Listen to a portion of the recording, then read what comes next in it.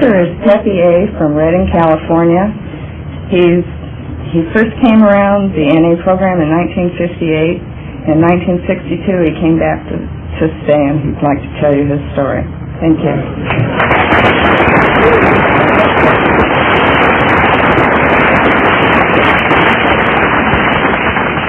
My name is Pepe, and I'm a recovering drug addict. And I'm nervous.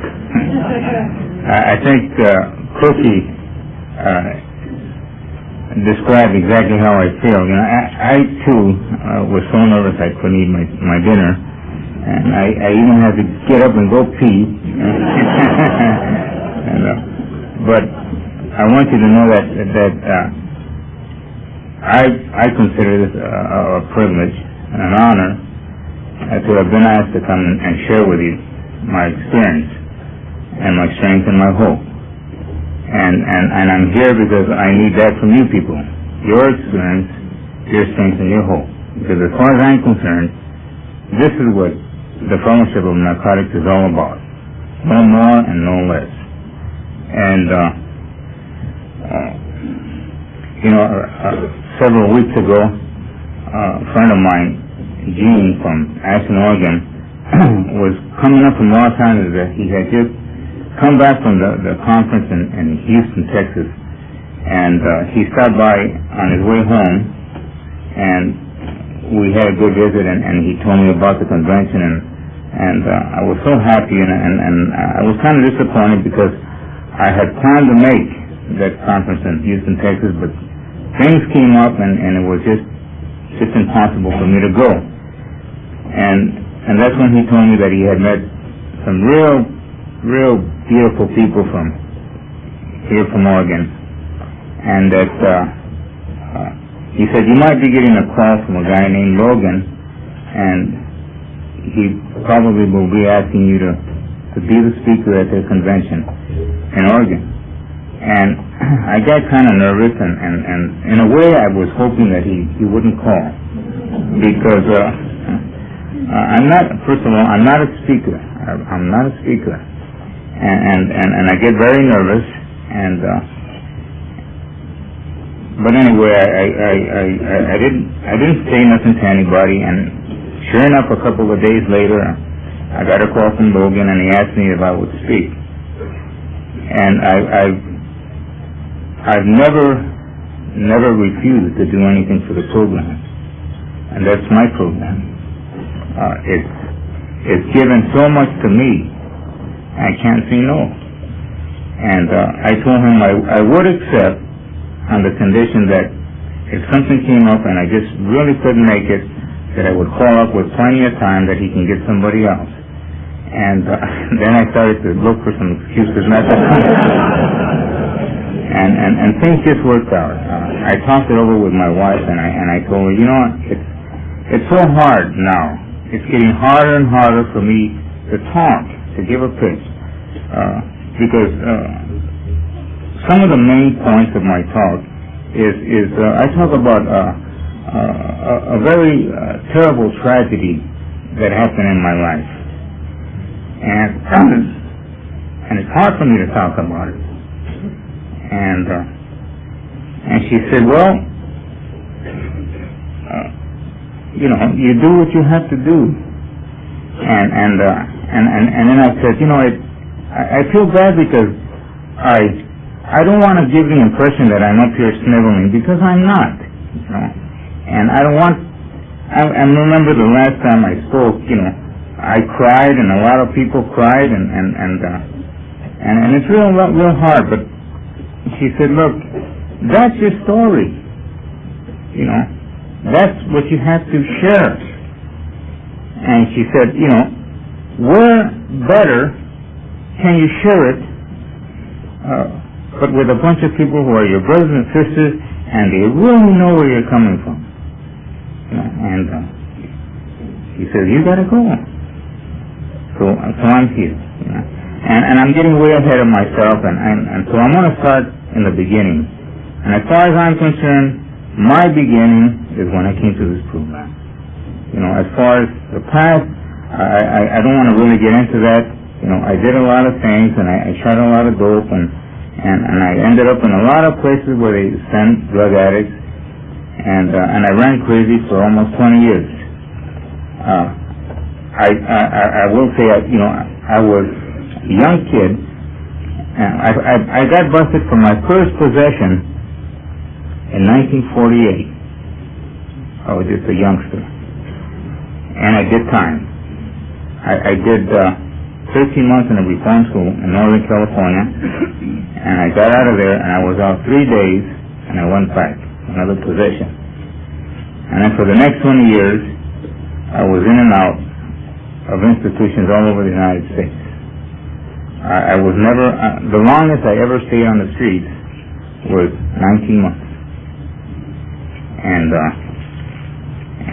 I came to this program, and like Nancy said, in 1958, I had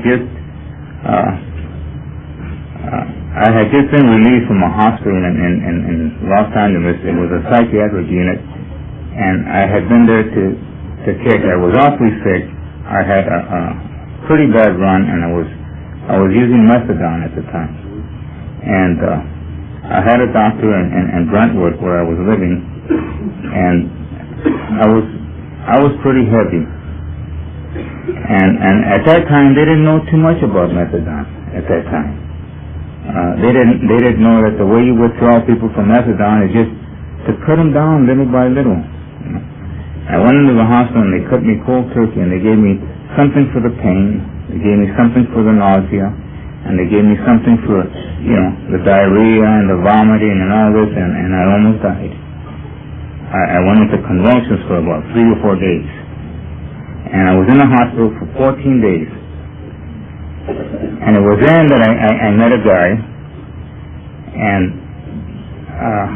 I remember when I had gotten over the critical part, and was beginning to mellow off, and this guy walked in, and he had on a blue suit and a white shirt and a real nice wine tie, and he had a funny little walk, and he walked in, and he says, I'm looking for, Joe Blow, because I was in there on an alias. And I said, and I looked at him, I said, oh my God, he's a federal agent. And I said, they're going to bust me. They know I'm running, and he said, my name is Scott, and I'm from Narcotics Anonymous.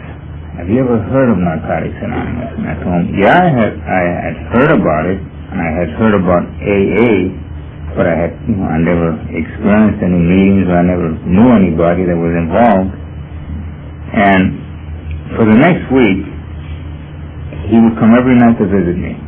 And he was a guy that shared with me and told me about this program. And they were going to send me to a state hospital, and I was scared to death because eventually they'd find out that I was a parolee at large, and I go back to the federal joint. And he told me that if I wanted to go out and go to some meetings, he would arrange it. And I said, fine. And that's when I made my first meeting after I was released from the hospital. I wasn't clean. I was still awfully sick. I was still on medication, and I went to my first meeting in Studio City. And at that time, there was only one meeting a week in California. In fact, there was only one meeting a week in the world. And I still remember the guys that were there. There was a guy named Cy, a guy named Grant Withers, a guy named Jimmy Cannon, his brother Jerry Cannon, and my which later became my sponsor, Scott. And I went to quite a few meetings, and I met some beautiful people, and I was introduced to the program. Like I said, I never got clean, and I was staying with Scott in Studio City, and I left because I started using again, and I ran crazy for a little longer, and then I did something that I had never done before in my life. It seemed like I had gotten to the end of the line. And I went and I gave myself up. I had never done that. I had never put the finger on myself. And I went and I walked into the federal building, and I went to see my PO, and I said, you know what? I can't stop. I want to stop, but I can't do it. So he put me in the county jail, and a couple of weeks later, they sent me back to Texas.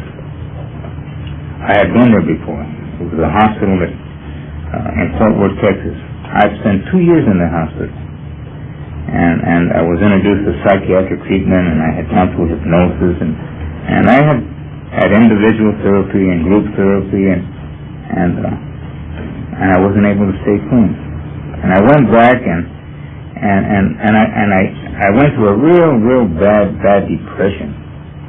I went to this what they call orientation unit, and after I left the orientation unit, I went into the general population, and I didn't want to stay there. I couldn't handle it. There wasn't any answers there for me. And I refused to go into the population. I refused to be assigned to a job. I refused to cooperate with anybody. And they put me in what they call the Burford unit.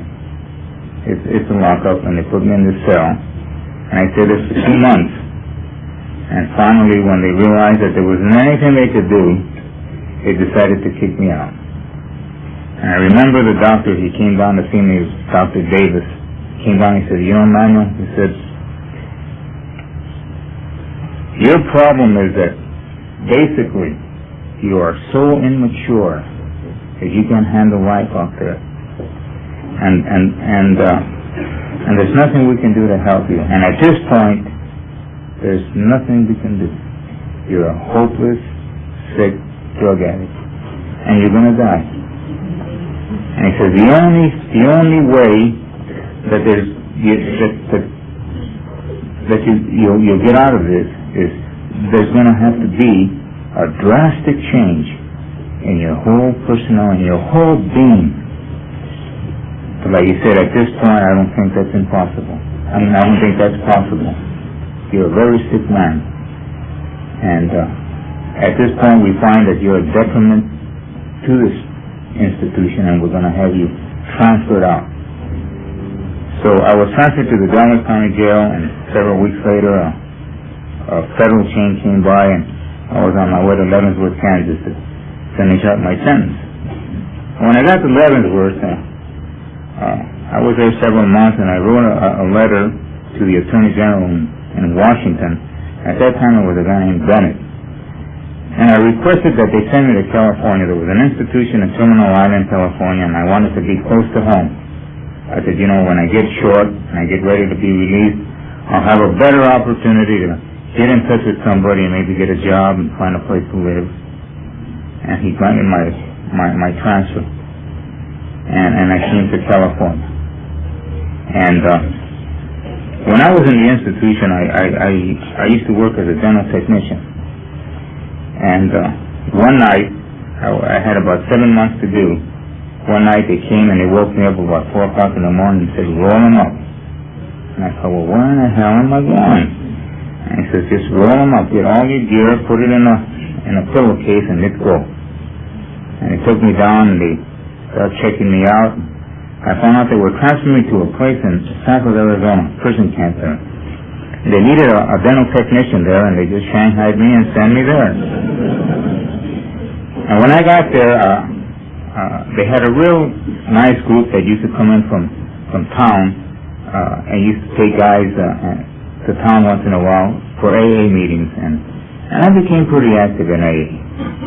And after I was there, I was released from there. I came and I came to the program. Came back to NA. All during the time I was there, I had remembered and I had seen something that I couldn't deny. I had actually met some drug addicts that were clean. I had seen them, I had talked to them, I had been to their home, I had seen the way they lived, and they were clean. I couldn't deny that. And deep down inside I thought, gee, wouldn't it be nice if that could happen to me? And I used to think, gee, wouldn't it be nice to someday get rid of this yen? But I used to say, gee, but if I get rid of it, it would be like to be normal. and I'm not normal, you know. And I didn't know what was wrong with me, I really didn't, but I knew that there was something drastically wrong. I didn't live like other people, you know. And when I came back to the program, there's a guy who is here tonight, and one day he was talking about how he felt, and he described how I felt much better than I could have ever put it. And it's Rick Marvelino. He said one night in a meeting, he says, you know, before coming to this program, I had this feeling inside that I grew up with this feeling that for some reason or other, I felt like I wasn't going to make it in this world. And that's the way I felt. I said, gee, that's how I feel. I always felt that way. That for some reason or other, and I couldn't understand why, I wasn't going to make it in this world. I became kind of active in NA, and I started going to meetings, and I didn't do too much institution work or any 12-step work. I went to meetings, and I didn't stay clean. I stayed clean for 6 months, the first time in my life since I had started using drugs, that I was able to stay clean 6 months. And I went to a party one time, and it was my kid brother, and he was having a party, and they were drinking, and I said no, and he offered me some more, and later on I said no, and finally I told myself, well, I'm going to have just one beer. Just one beer, maybe two, but that's it, you know. And the next thing I remember, I was drunk just on beer for 4 days, you know. And the 5th day I took a little fix, and I was off running again, you know. And in December the 6th of 1962, at 7 o'clock in the morning, I took my last fix, and I went to Cinnamon. And I stayed there, and I was released. Well, I split from Cinnamon on Christmas Day. And that is the most significant day of my life. Something happened that day that I said, you know, I'm going to make it. I'm going to do whatever I have to do. I know it isn't going to be easy, but I'm going to do whatever I have to do, and I'm going to get back with this program.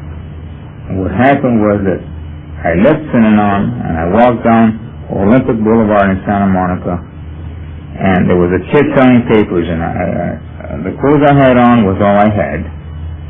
I was bald-headed, and I didn't have any money. And there was a kid selling papers, and I told him he would loan me a dime. I was going to make a collect call to Los Angeles, and I gave him his dime back. And he said, sure. And I called my mother's house. Now, I hadn't called my mother's house in a long, long time. See, my family didn't want nothing to do with me. And I called Mama's house because I knew that on Christmas Day, everybody went to Mama's house. I got a large family. I have 8 sisters, and I have 6 brothers. You know, and when they all get together with all their kids, Mama's house is a fun house, you know. Man, they had menudo and tamales, and, you know, and it was just beautiful there on Christmas when I was a kid, you know. And I called Mama's house, and my brother-in-law, Artie, got the phone, and I told him, Artie, I'm in Santa Monica, and I'm stranded. I just left Cinnamon, and I don't have any money. Is my brother there, or my dad, or you? You know, could you come and pick me up? And he had a few drinks, and he says, you know what, Pepe, I'm going to tell you something that the whole family has been wanting to tell you for a long time, but they just haven't had the balls to tell you. And I said, well, what's happening, Artie? And he says, you know, you've been a pain in the ass of this family for 20 years now.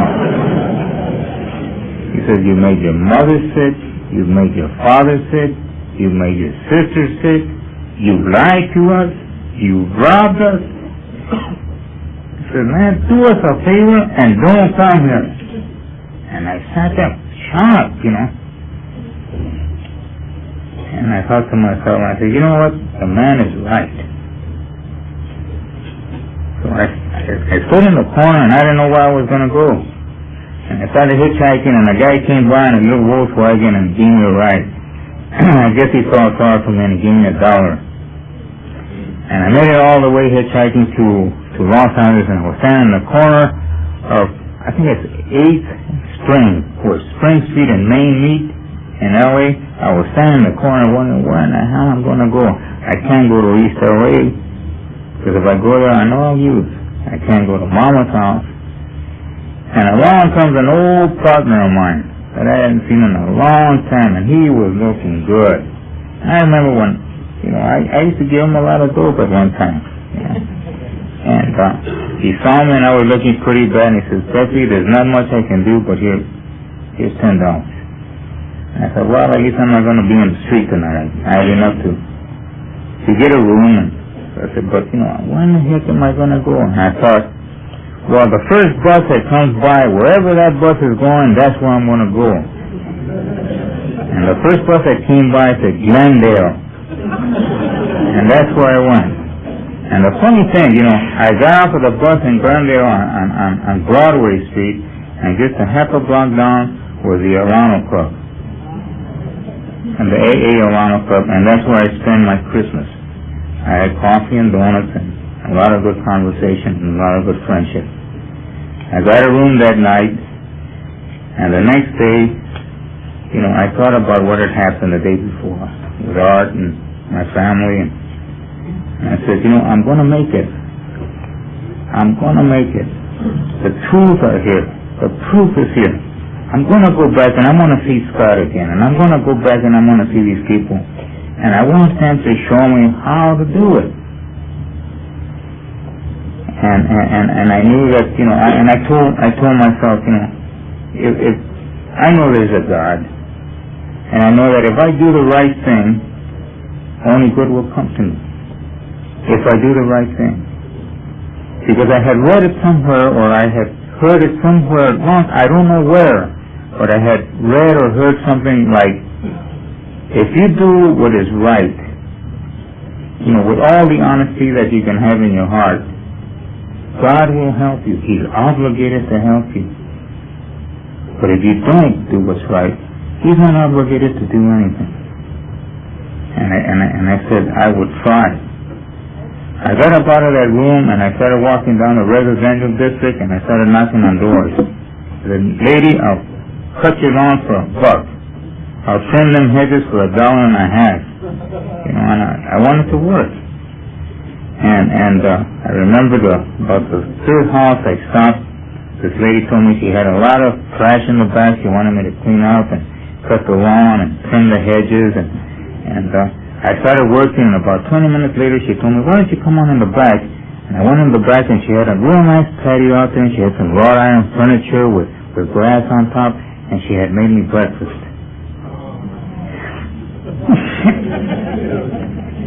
And I still remember she had some orange marmalade. Still remember. And I sat there and I ate my breakfast, and I got up and I cleaned that face like it had never been cleaned. And I've been working ever since. And I'm not a leech anymore. I used to consider myself, I was a hustler and a fast talker and all that, but in reality, I was a leech. I leached off of my family, I leached off of my friends, and the people I couldn't leech off of, I stole from, and I leached off of young women on welfare or old women on welfare, and today I'm not a leech. I've learned how to carry my own weight, and I became active on the program. And that's when I started to meet people like Bob Barrett, like the Magdalena boys, and they became my family, like Gene Hay and other people, a lot of other, and they became my family, like Gene Hay and other people, a lot of other people that really helped me, were very instrumental in my growing up. And things began to happen. I started to work on a little job. One of my first jobs I had was washing dishes, and then I had another steady job doing landscaping work, and And things got better, and pretty soon I got a job in a factory. And then later on I got another good job. And then I went to work in this place where they used to make tile. And during this time I had run across and I met this young lady in AA who had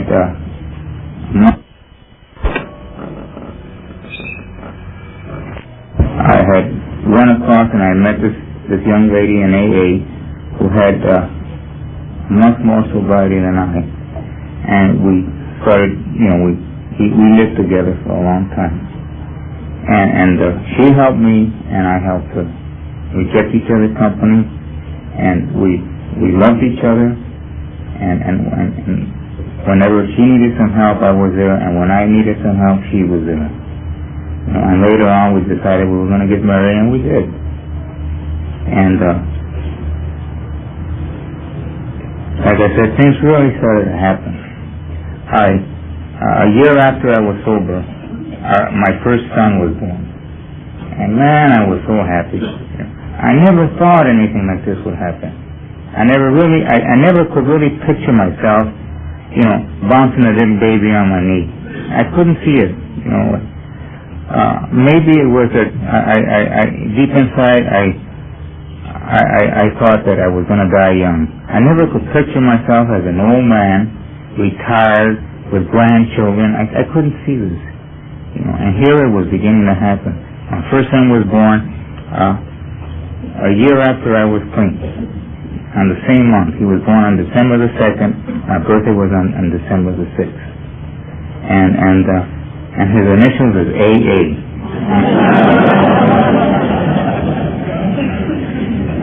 And from then, a lot of good things began to happen. I went to work for a company one time, a roofing company, and I went to work as a laborer. I was making $1.50 an hour, but there was a lot of opportunity there. There was an opportunity for me to learn, to join the union, to make good money, and I went there and I worked hard. And a year later, I was the owner of that company. I was not only the owner, but I was the president of a small little corporation. And man, I felt like $1 million. And I used to run around all over Los Angeles and the counties around there, doing a lot of work, 12-step work. I was very, very involved. In fact, I bought a brand new little Volkswagen one time, and it was a year when these Volkswagens came out with these automatic transmissions, and I bought a brand new one just right out of the showcase. And in 3 months, I had put over 50,000 miles on this thing, and within 5 months, I had to put another motor. I was really active, man. One night I'd be at CIW, and another night I'd be at Chino, and another night I'd be in Tehachapi. I was running like I had been running before, but in a different way. And this is the kind of a hype I was. I was running all the time. If I stopped to get a hot dog at 5 o'clock in the afternoon, I was slowing down, And I kept running, but in a positive way. And I was working steady, and things were going good, and I bought a beautiful little home in Eagle Rock where I had my business, and things were just beautiful. And several years later, my second son was born. He was born on Labor Day. And this little guy had a lot of problems. He was born immature, and he was real small. He only weighed 3 pounds. Little tiny baby. And he was in an incubator for a long time, and the first year, it was just touch and go. Respiratory problems, and he had pneumonia quite a bit. He had a collapsed lung, and there for a year, we really had to take care of this little guy. And it was during that time that I began to notice that my older boy was having trouble walking. He was beginning to trip. And he had very unusual legs. He had very muscular legs. He looked like a little weightlifter.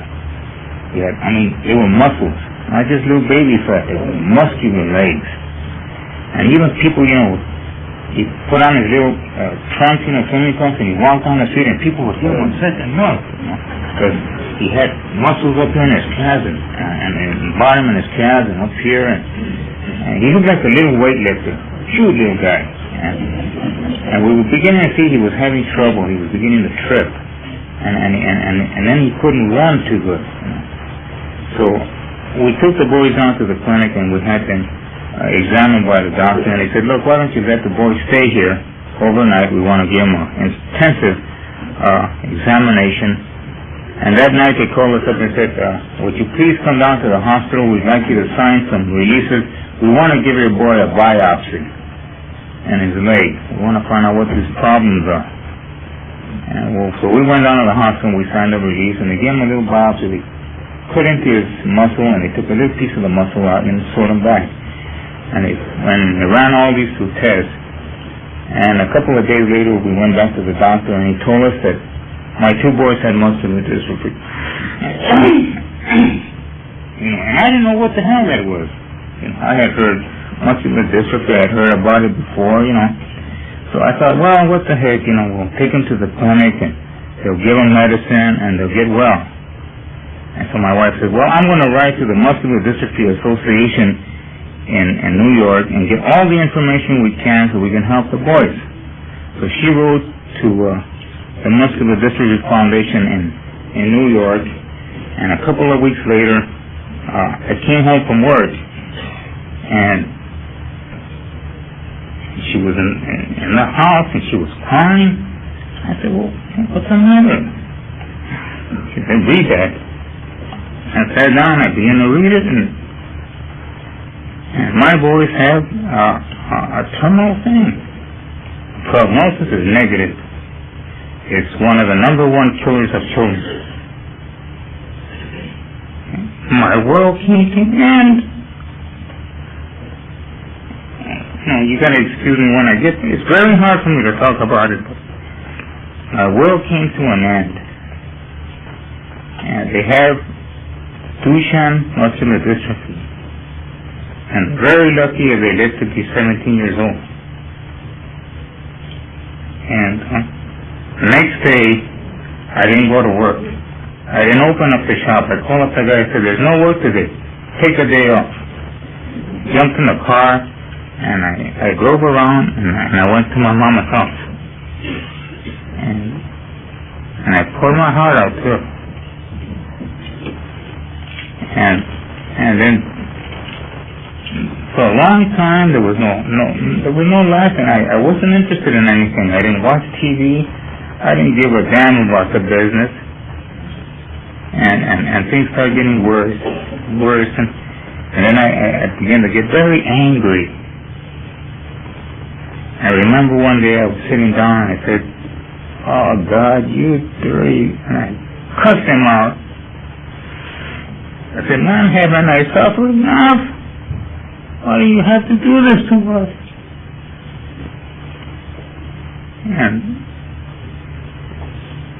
And it sort of seems like, when you're so angry, you take it out on the closest ones. And it was very impossible to be around. And I took it out on family. Things got worse, and my wife and I, we grew apart. We didn't sleep together no more. We didn't kiss no more. We didn't hug each other no more. And I began to feel sorry for myself, and I sold the business. And the hell with it. By this time I had gotten in debt. I wasn't doing any more work. And she said, gee, what are we going to do with all these bills, man? We're $80,000 in the hole. I said, fuck them. They can't get no blood out of a turnip. And man, we began to argue, and we began to fight. And one day, man, we got in a real bad thing, and before I knew what the hell happened, man, I had punched her out. I flattened her eye, broke her glasses, I cut her eyes. I said, Jesus Christ, this is in me. And I moved out of the house. And for the next almost 2 years, I buried myself in work. I worked 2 full-time jobs. I never missed a day. I was never late. I never took a vacation. I just worked. I took care of the family. Took care of my responsibilities. I had to get a lot of things straightened out with the Internal Revenue and a lot of other things.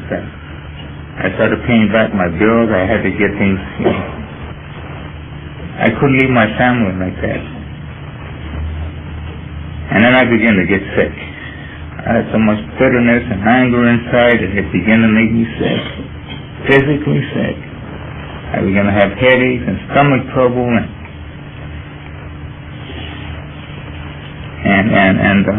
I went and other than the program, I went to see a woman that I had worked with, and she was an elderly woman. She was a retired psychologist, and she used to do counseling on the volunteer counseling a couple of times a week. And I went and I told her, B, I've got to talk. I need some help. I'm going crazy. And this woman really helped me. I was able to go back home and try to start to be nice to my family. I was able to get back, and we were able to talk things out, my wife and I, and we became real good friends once again. I didn't live there no more, and but I used to go over and make sure that they had the things they needed, and she was going through a hell of a thing. Because she was home and she had to face all this, and she began to have a lot of troubles with the school. They didn't want my boy in school. They were afraid that he was going to get hurt and they would be liable, and they said, look, why don't you keep him home for a while until we find out what we're going to do, and then we'll decide. We'll get together and we'll talk. And they sent him home, and he didn't go to school for 3 months. And the bad thing about it is that I had bought a beautiful little home in Eagle Rock. It was right across the street from the school. And they didn't want him in the school. Finally, we got together with him and we forced their hand. What are you going to do? So they decided that they wanted my boy to go every day and stand in front of his school where all his little friends were and get on a bus and ship him to East LA to the school for the crippled. That's it. They hated it. Say, I'll put him in a Montessori school. I'll put him in a special school. But I'm not going to do that to him. Because he doesn't see himself as a handicapped kid. He doesn't see himself. Little guys, he's an inspiration to me. He sees himself as normal. He sees himself as beautiful. And he sees himself as temporarily out of commission, but he's coming back. Fantastic. His outlook is, emotionally, that little guy is in beautiful shape. And we began to talk, and I used to go home because I wanted to try to help the wife and find out what the hell we're going to do. And finally I said, what do you want to do? What do you want to do? He says, I want to leave Los Angeles. I went to work the next day, and I told my boss, one job I told my boss, I'm going to take a week off. I have some real serious problems at home, and I want to take care of them. I'm taking a week off. He says, go ahead. I went to my other job, and I told my boss the same thing. He says, go ahead. I came home, and I said, honey, tomorrow morning, I want you to get up early and get the kids ready, pack a big lunch. I want to come and I'm going to help you get a mattress, and we're going to throw it in back of the station wagon, and we're going up north. She said, well, where are we going? I said, I don't know. I said, we're going up north. We're going to find a place where the air is clean. We're going to find a place where they'll accept my boys in public school. We're going to find a place where we're going to make a whole new life for ourselves. I want to come home. Just go, she said. So we got in the car the next day, and we started driving, and we passed through Fresno, through Stockton. She said, gee, how far are we going? I said, there's a place up north called Redding.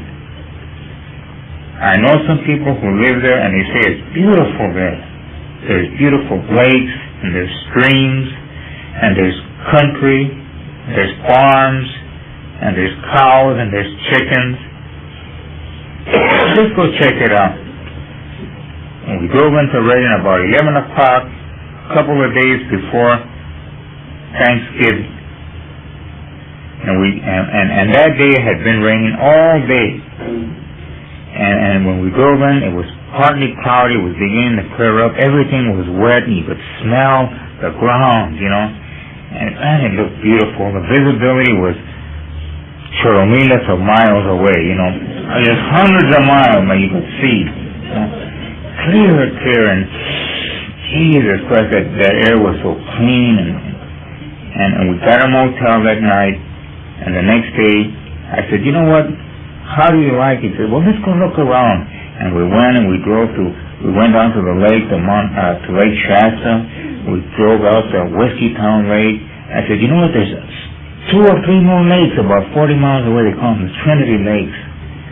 And we saw the rivers and the streams, and we went down to a little place called French Gulch. French Gulch looks like a little place where Huckleberry Finn lives. The only difference is the street is paved. But if the street was dirt, you'd think you were in the little town where Huckleberry Finn lives. And at the end of the little town, they have a little park, and there's a stream that runs through called Clear Creek. And the kids go swimming there, and they go fishing there, and they pan for gold there. There's a lot of gold up in that country. And it's just a beautiful place. And she said, let's move to Redding. And we had gone real early in the morning, right after breakfast, and that night I had gotten a paper, and there were several places that were for rent. So the next day we went out and we checked a couple of places out, and we found a place. It was about a block away from the Sacramento River. It was on low ground. It was on South Redding. There was farms around there, and she liked it. She liked the little house. So I put 3 months rent down. I turned on the utilities. That same day, I called up and I said, I'm going to be leaving back to LA. I've got to have it done as soon as I can. And they sent somebody right over. They put on the lights and the gas, and we looked it over, and it was a beautiful 3-bedroom house, and I locked it up, and by 12:30 that day, we were on our way back to LA to pack. And we came back to LA. 3 weeks later, I moved her to Redding. And I moved her over on a weekend, and that Monday I opened up a bank account and put some money in the bank for her, and I had to go back to LA to take care of some business. I had to resign from my jobs. And she said, gee, what are you going to do when you get here? I said, I'll make it. Don't worry, I'll make it. And that's something that I have to thank this program for. You know, the courage to do things like that. I had gotten and I had developed enough faith in God that He would provide for me and my family. And 3 months later, I moved with them. I went back to LA and I had some property there. I had to rent out the houses and get somebody to take care of them, and I had to resign from my jobs, and I had to take care of a lot of business, and like I said, in 3 months I moved to Redding. And we started a whole new life. Everything that has happened to me is a direct result of this program. You know, for many, many years, you know, when I was younger, I used to sit up in the penitentiaries and I used to dream about someday I would leave the institution and I would find a nice woman and I would get married and I would have some children, and the day would come when I would lose this obsession to use, and I'd have a job and I'd be clean. and I wouldn't be running anymore. And I used to dream this dream over and over and over again. The next day I'd wake up and there I was in prison. But that was a dream I had for many, many years. A friend of mine came up to visit me one time. The guy that was in the joint with me in Texas a long time ago, 1955. And he says, do you remember we used to talk about that dream? He says, look, man, it's for real now. It's really happening. And I used to dream about, having a woman that would love me and somebody I could love, having some children that love me and that I could love. And my whole thinking began to change. I realized that for a long time I was so angry because things weren't the way I wanted them to be. And I realized that had been my problem all my life. I was never satisfied with what I had. And because I was so unhappy and always wished that things were different, I was rejecting what I had.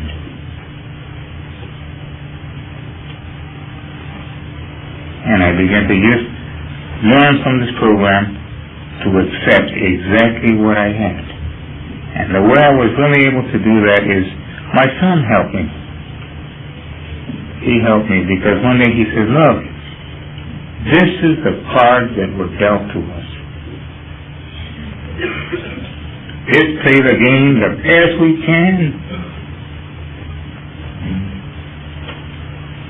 And this is what I've been trying to do. There's a lot of love in my heart today. I'm closer to my family than I ever thought I would ever be able to be close to people. I love my children like I never thought I had the capability to love. They love me. Fine, he knows that I love him. He knows it. And my boy is 15 years old now. He's in a wheelchair. My other little boy still walks. He'll be in a wheelchair soon. And my oldest boy still is in public school. He's very active. He has a girlfriend. You know that he goes to dances. He says, you know what, nobody ever told me that you have to be on your feet to dance. And some of you that were at this convention in Ventura met him. And Lily danced with him. Remember Lily? He was in his wheelchair and he danced with you. And he had a ball. He loves this program because he grew up within this program. There's 3 people that he idolizes in this world. One guy is a baseball. He's a professional baseball player. He plays for the Kansas City Royals. He is the shortest Major League Baseball player there is, and his name is Pepe. He's a personal friend of my little boy's. Every time Pepe used to go in to play in Anaheim Stadium, he'd call up Tony and he'd ride him over. And they're real good buddies, and he idolizes him, Pepe. And the other 2 guys is Hank Magdaleno. He's crazy about Hank. And the other one is Danny Trejo. He just loves Danny Trejo. And every time I come to a convention or come to a meeting, he always asks me, did you see Danny? Did you see Hank? I told him, yeah. He wanted to come with me, but it's so hard for him. This program has really, it saved me. Not only for drug addiction, but it saved me in a lot of things. It's given me the opportunity to learn how to live. For many, many years, I wanted to be involved in living. And today I'm involved in living. You know, I am not the same person I was when I came. I don't think like him. I don't look like him. I don't live like him. I'm a different person. What has happened to me is the thing that the doctor one day, long time ago in Texas, told me. There has to be a drastic change in your whole everything. And it's happened. it has come to pass. I'm a different person. I'm happy today. I accept what I have. And it's hard for me to talk about it. I get choked up in the whole thing, but you know what? We have a lot of strength in my home. Whatever happens, we can handle it. Because I have people like you. This is my family. Wherever I go, there's always somebody I could call up and talk to and share with them. Because I need your strength and your hope. I need you people. Without you people, I'm nothing. And I love every one of you. I've learned that since I've been here. And I've learned how to love myself. I believe with all my heart that I'm a success. I believe that I came into this world to succeed, not to fail. I am here to fulfill myself. I've learned how to be kind to myself, and I've learned how to love myself. For many years, I tried to kill myself. And by love of oneself, I don't mean, going in front of a mirror and saying, I love you, I love you. I don't mean that. I mean that treasure house within each and every one of us, our self-respect as somebody. I'm no better or no worse than anybody else.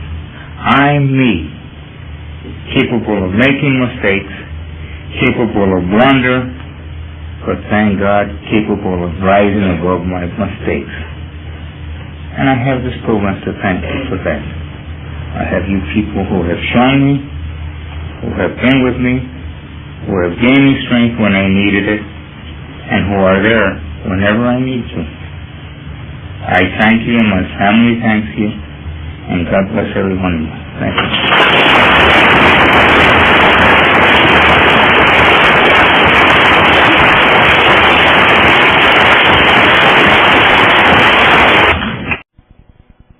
Speaker is Pepe from Redding, California.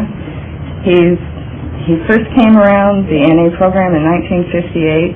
In 1962, he came back to stay, and he'd like to tell you his story. Thank you.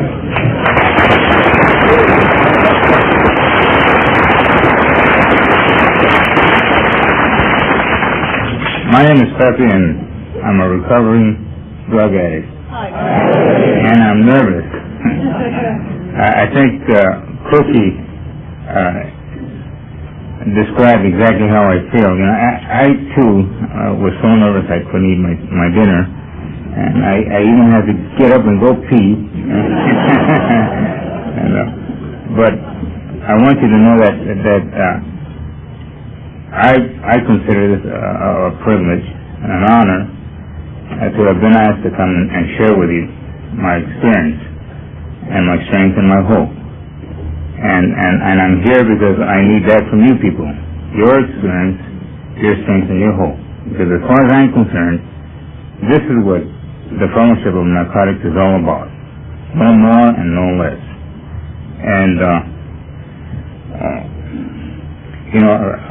several weeks ago, a friend of mine, Gene from Ashland, Oregon, was coming up from Los Angeles. He had just come back from the conference in Houston, Texas, and he stopped by on his way home, and we had a good visit, and he told me about the convention, and I was so happy, and I was kind of disappointed because I had planned to make that conference in Houston, Texas, but things came up, and it was just impossible for me to go.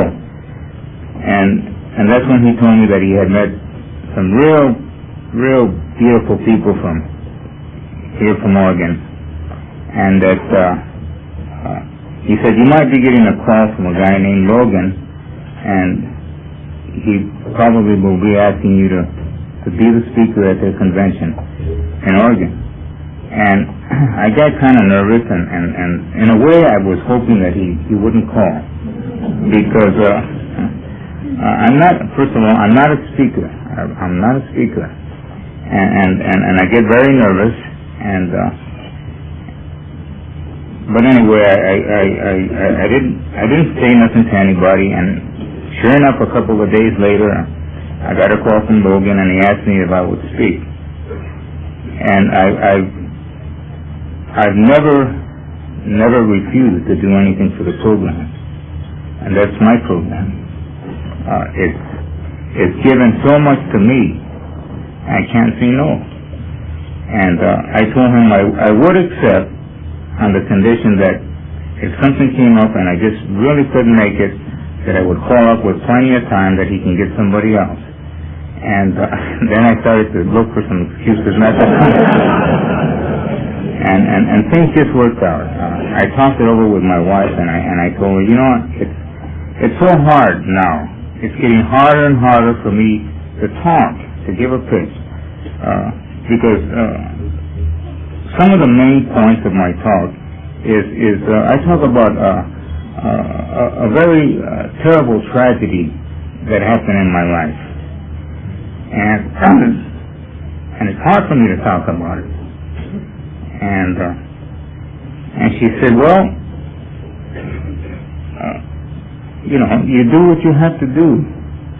And then I said, you know, I feel bad because I don't want to give the impression that I'm up here sniveling, because I'm not, you know.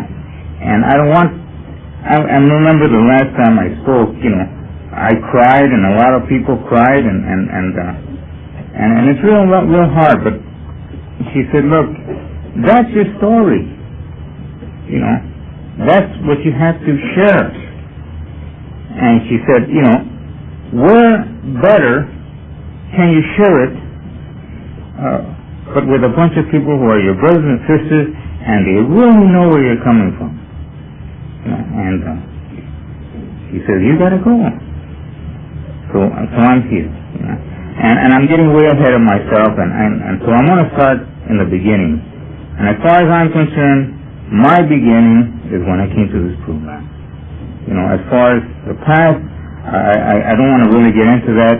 You know, I did a lot of things, and I shot a lot of dope, and I ended up in a lot of places where they send drug addicts, and I ran crazy for almost 20 years. I will say, you know, I was a young kid, and I got busted for my first possession in 1948. I was just a youngster, and I did time. I did 13 months in a reform school in Northern California, and I got out of there, and I was out 3 days, and I went back, another possession. And then for the next 20 years,